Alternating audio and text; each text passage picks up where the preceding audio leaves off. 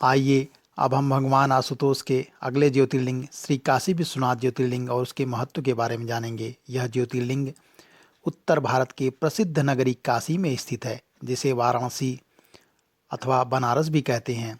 भगवान शंकर पार्वती जी से विवाह करके कैलाश पर्वत पर रह रहे थे, लेकिन वहाँ पिता के घर पर ही विवाहित जीवन बिताना माँ पार्वती को अच्छा नहीं लग रहा था। एक दिन उन्होंने भगवान शंकर से बोला कि आप मुझे अपने घर ले चलिए, यहाँ रहना मुझे अच्छा नहीं लगता है। सारी लड़कियाँ शादी के बाद अपने पति के घर चली जाती हैं, मुझे पिता के घर में ही रहना पड़ रहा है। ऐसा माँ पार्वती जी ने इसलिए कहा क्योंकि वह पर्वतराज हिमालय की पुत्री थी। तब भगवान शंकर ने उनकी यह बात स्वीकार कर ली और माता पार्वती को साथ लेकर के अपनी पवित्र नगरी काशी में आ गए। यहाँ आकर वे विश्वनाथ ज्योतिर्लिंग के रूप में स्थापित हो गए। देखिए भगवान काशी विश्वनाथ की स्तुति कैसे करते हैं। सानंदमानंद बने बसंतम, आनंद कंदम हत पाप वृंदम, वाराणसीनाथ मनाथ नाथम, श्री विश्वनाथम शरणं प्रपद्ये, श्री विश्वनाथम शरणं प्रपद्ये। इसका भावार्थ है, जो स्वयं आनंद कंद हैं और आनंद पूर्वक आनंदवन काशी क्षेत्र में वास करते हैं, जो पाप समूह के नाश करने वाले हैं, उन अनाथों के नाथ काशीपति भगवान श्री विश्वनाथ की मैं शरण में जाता हूँ। हिंदू धर्म में कहते हैं कि प्रलय काल में भी काशी का लोप नहीं होता।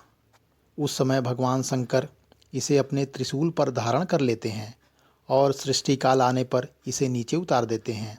यही नहीं, आदि सृष्टि स्थली भी यही भूमि बतलाई जाती है। इसी स्थान पर भगवान विष्णु ने सृष्टि उत्पन्न करने की कामना से तपस्या करके भगवान आशुतोष को प्रसन्न किया था और फिर उनके शयन करने पर उनके नाभि कमल से ब्रह्मा उत्पन्न हुए, जिन्होंने सारे संसार की रचना की। अगस्त्य मुनि ने भी विश्वेश्वर की बड़ी आराधना की थी और इन्हीं की अर्चना से श्री वशिष्ठ जी तीनों लोकों में पूजित हुए तथा राजर्षि विश्वामित्र ब्रह्मर्षि कहलाए। हिंदू धर्म विश्व का प्राचीनतम धर्म माना जाता है। इसे वैदिक सनातन वर्णाश्रम धर्म भी कहते हैं, जिसका अर्थ है कि इसकी उत्पत्ति मानव की उत्पत्ति से भी पहले से है। विद्वान लोग हिंदू धर्म को भारत की विभिन्न संस्कृतियों एवं परंपराओं का सम्मिश्रण मानते हैं। यह धर्म अपने अंदर कई अलग अलग उपासना पद्धतियों, मत, संप्रदाय और दर्शन को समेटे हुए है। इसे सनातन धर्म अथवा वैदिक धर्म भी कहते हैं। हिंदू धर्म एक धर्म या संप्रदाय ही नहीं है, अपितु जीवन जीने की एक पद्धति है। सर्वतीर्थमयी एवं सर्व संतापहारिणी मोक्षदायिनी काशी की महिमा ऐसी है कि यहाँ प्राण त्याग करने से ही मुक्ति मिल जाती है। भगवान भोलेनाथ मरते हुए प्राणी के कान में तारक मंत्र का उपदेश देते हैं, जिससे वह आवागमन से छूट जाता है, चाहे मृत प्राणी कोई भी क्यों न हो। मत्स्य पुराण का मत है कि जप, ध्यान और ज्ञान से रहित एवं दुखों परिपीड़ित जनों के लिए काशीपुरी ही एकमात्र गति है। विश्वेश्वर के आनंद कानन में 5 मुख्य तीर्थ हैं। देखिए ये तीर्थ कौन कौन से हैं। दशाश्वमेध घाट। दशाश्वमेध वाराणसी में गंगा तटवर्ती सुप्रसिद्ध स्थान है, जिसका धार्मिक और ऐतिहासिक महत्व है। काशी खंड के अनुसार शिव प्रेषित ब्रह्मा ने काशी में आकर यहीं 10 अश्वमेध यज्ञ किए थे। दूसरा है लोलार्क कुंड। भाद्रपद शुक्ल पक्ष की षष्ठी तिथि को लोलार्क छठ का पर्व मनाया जाता है। धर्मनगरी काशी में इस दिन माताएं संतान प्राप्ति की कामना से ऐतिहासिक लोलार्क कुंड में स्नान करती हैं। ऐसी मान्यता है कि जो भी दंपति यहाँ स्नान करते हैं उनकी सूनी गोद भर जाती है। तीसरा है बिंदु माधव। कथनानुसार गंगा किनारे पंचगंगा घाट स्थित बिंदु माधव मंदिर हजारों साल पुराना है। इस मंदिर में भगवान विष्णु का विग्रह है, जहाँ सनातन हिंदू धर्म को मानने वाले नित्य पूजन अर्चन, राग भोग और आरती करते हैं।